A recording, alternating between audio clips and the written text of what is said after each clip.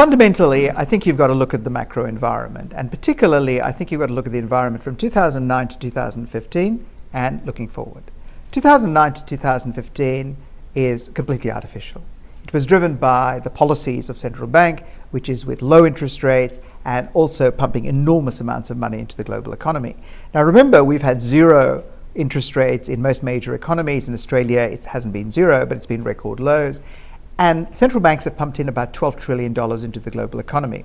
Now to put that into perspective, that $12 trillion is equivalent to buying every person on the planet a 60-inch plasma television set. So it's a very large infusion of cash. And fundamentally, if financial assets didn't improve under those environments, it would never improve. And so we have this environment where equity prices have gone up, we have real estate prices which have gone up. But the crucial thing to understand is this is not based on some fundamentals of the fact that these shares or these properties are worth more. It's just there's no carry cost in the economy and this money has to go somewhere, so it's gone up. So I think to take this and extrapolate forward is a very risky strategy. So that's the first thing I would say. The second thing I would say is divorce the financial environment from the real economy, because the financial economy looks a lot better than the real economy does. I don't hear people running around saying their wages have gone up hugely. They're actually looking better in terms of investing things, and businesses aren't running around investing. So those two have completely disjuncted. So the crucial thing you've got to keep in the back of your mind is there's two ways this can be reconciled. One is the real economy is lagging and will catch up to the financial economy. In other words, the growth rates, the inflation rates will rise over time and will justify these valuations. Alternatively, what will happen is those financial asset prices have to actually match the fact that we have a much more subdued growth environment and basically much lower inflation, in which case you will get a massive re-rating of these asset prices. So that's the macro environment that you need to think about going forward. And within that, there are some crucial risks. The first is obviously growth, in my view, is not going to come back. And it's very interesting, the day we are talking, the IMF downgraded its growth forecast for the fourth time in 12 months. Now, why they do forecasts is a mystery to me, because basically it's not going to be correct. But basically, that's telling you that it's very, very likely that growth will underperform even our low expectations. Also, inflation is not going ahead. And let's look at why those two things aren't going to come back. Growth, because it was debt driven, and basically that's not going to come back, and the other drivers are weak. Inflation, because there is this myth in central banking circles that if you pump out money miraculously, inflation will occur. Inflation occurs under very specific circumstances. The first is, yes, you have to have excess money supply, but that money supply has to circulate through the economy, and the banking system has to push that money out in the form of loans. But if everybody's indebted, the banking system is structurally weak, that money isn't going anywhere. So basically it doesn't have the old multiplier effect that it did in previous cycles. Then the other thing about the monetary side of the equation, the inflation side of the equation, is you need actually excess of demand over supply. The first thing is there's no demand growth, and supply, we have overcapacity in every industry, part of which is, say, a country like China, which has overinvested in just about everything humanly possible. So that capacity is actually pushing our deflationary environment globally there. So you're not going to get high inflation, in my view. And essentially that means that you're not going to have the type of underpinning to a buoyant economy that some investors are assuming. The other risk underlying that, and I think this is an interesting risk, is the emerging market complex. Because people forget that a third to half of the growth since 2009 has come from emerging markets, principally China, but other countries as well. Now, if I look at just the BRICS, Brazil is in recession, Russia's in recession, India is doing well, but it's actually kind of fake growth because they've fiddled their GDP numbers. China is clearly weakening, and South Africa is in recession. So that tells you something about the stresses there. But the other complication is, since 2009, many of these countries have driven their growth with debt.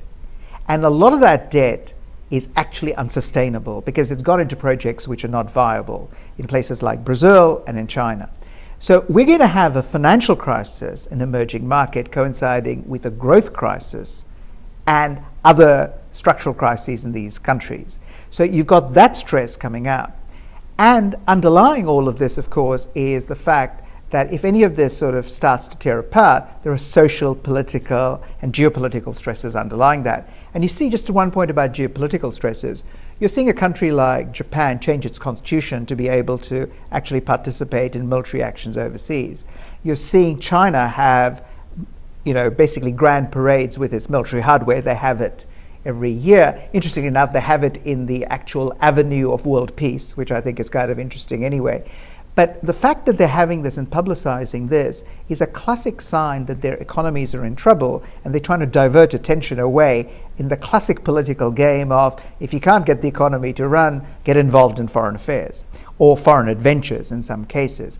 So you've got all these stresses coming together, and underlying that is, I think, the biggest risk of all, which is, given that the rally from 2009 to 2015 is entirely artificial and engineered by central banks, every investor who should have known better basically has suspended disbelief and wants to believe that this is real. And at some point in time, they're going to realize that the central bankers cannot control this. They do not have the tools to do this.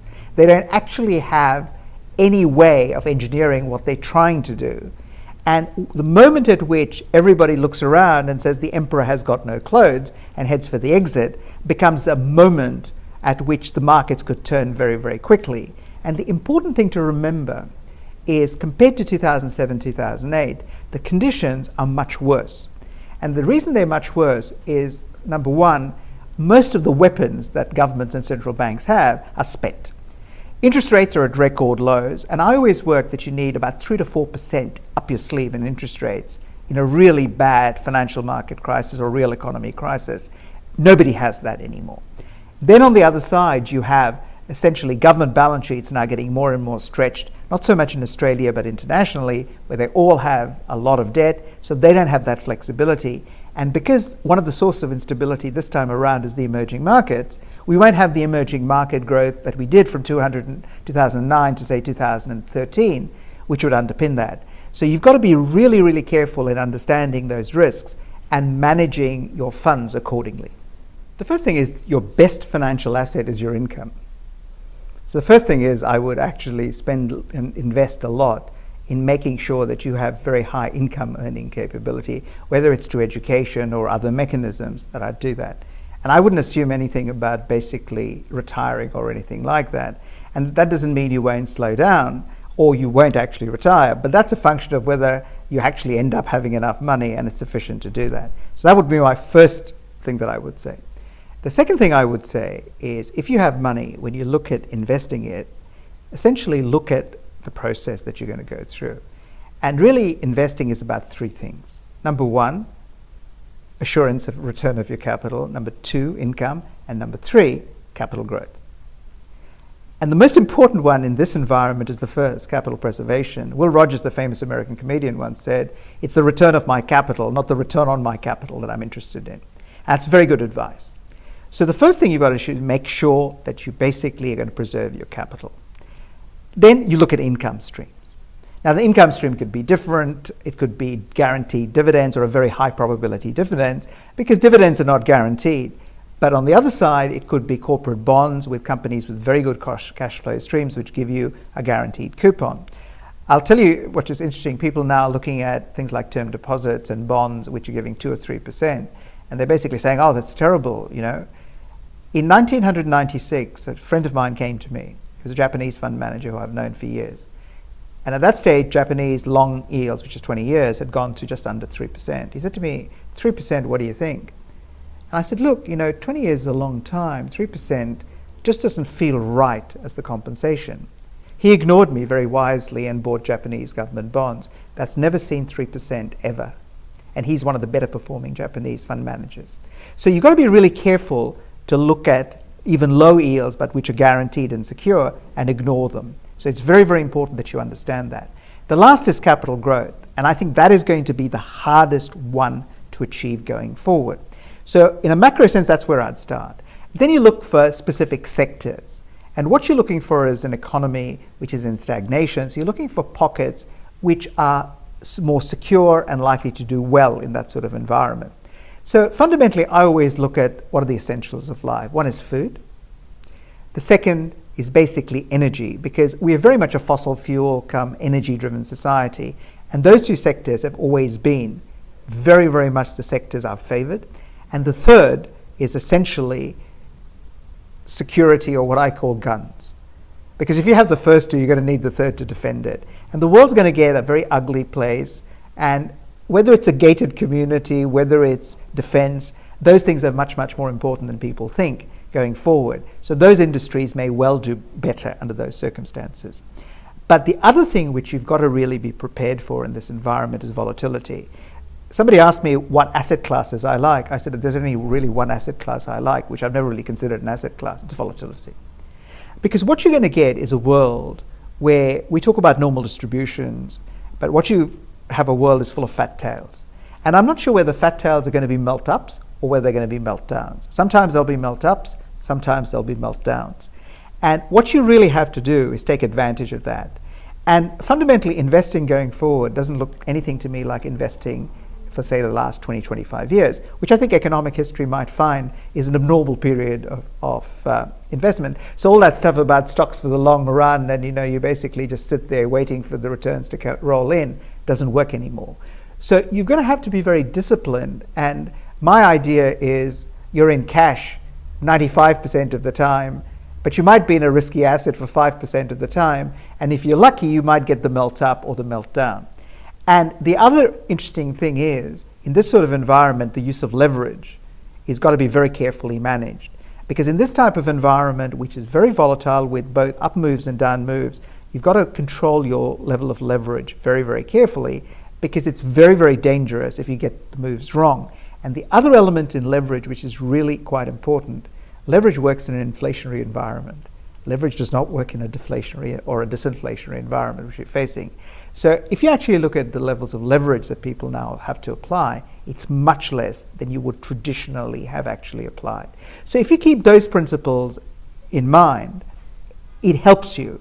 But it's still one of the most difficult markets to invest in that I can ever think about. And one of the real issues here is also maintaining your disciplines in terms of sticking to what you're comfortable doing with your needs in mind. Because fundamentally at the moment what I'm observing, particularly among fund managers, is there's a lot of herd following behavior. Because the theory is, if I lose money with everybody else, I'm fine. But if I don't make money when they're making more money, all the funds will move away from me. And that's a very, very dangerous kind of mentality. And allied to that is one thing that people don't, in my view, factor in. We are in the worst period of trading liquidity that I've ever seen. So essentially, we are now seeing volumes fall. And the reason volumes are falling is there's a lot of reasons for that. But fundamentally, one of the problems in falling volumes, particularly in trading levels, is the fact the market making capacity in most asset classes is diminished. And the reason it's diminished is number of dealers has gone down, regulations have made it more difficult for them to hold position, and also the riskiness of that and their willingness to take those risks has changed dramatically. So under those circumstances, everybody is now playing a game, particularly in professional fund management, of effectively trying to stay risk long and believing that they'll find a chair to sit down in this game of musical chairs just before the music stops. The problem is there are hundreds of them in the room and there's only one chair. And you want to be the one sitting in the chair and well before the music stops.